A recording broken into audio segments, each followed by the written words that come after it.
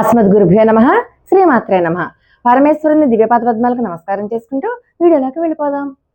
అమావాస్య వస్తుంది కదా, రేపు అమావాస్య రోజు ఏం చేయాలంటే ఖచ్చితంగా తర్పణాలు వదలాలి. అమావాస్య రోజున తలస్నానం చెయ్యకపోవడం అనేది దరిద్రానికి దారితీస్తుంది అంటుంది శాస్త్రం. కానీ తలస్నానం చేయమన్నారు కదా అని చెప్పి తలంటు పోసుకోకూడదు, తల రుద్దుకోకూడదు, తల మించి పోసుకోవాలి.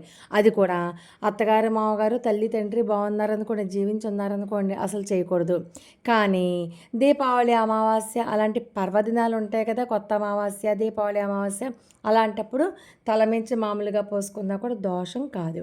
కానీ అమావాస్య నాడు ఖచ్చితంగా లక్ష్మీదేవిని పూజించాలి. సాయంకాలము పొద్దున్న 2 పూటలో కూడా లక్ష్మీదేవిని పూజించి కనకధార స్తోత్రాన్ని వీలైనన్ని సార్లు మీరు చదువుకుంటే చాలా మంచిది.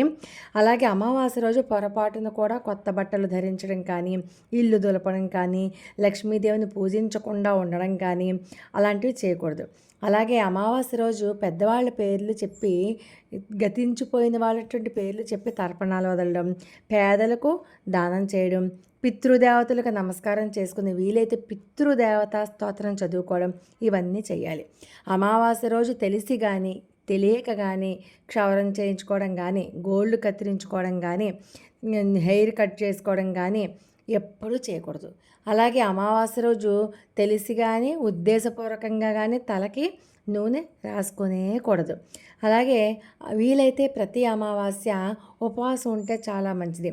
లేకపోతే ఒక పూట భోజనం చేసి రాత్రిపూట భోజనం చేయకుండా కనీసం పలహారం చేసినా లేకపోతే పళ్ళు పాలు తీసుకున్నా అది చాలా మంచిది. అలాగే అమావాస్య రోజు ఖచ్చితంగా ఇంటి ముందర 2 దీపాలు పెట్టుకోండి. వీలైతే మీకు మీరుగా దిష్టి తీసుకోవడం, ఇంటికి దిష్టి తీయడం, అలాగే ఇంటికి 5 నిమ్మకాయలు కట్టడం ఎర్రగొడ్డలో కట్టి, లేకపోతే గుమ్మడికాయ కట్టడం, ఇలాంటివి కనుక చేసినట్లయితే చాలా చాలా చాలా మంచిది. ఎట్టి పరిస్థితులలోనూ చిన్నపిల్లలకి దిష్టి తీయడం మర్చిపోవద్దు.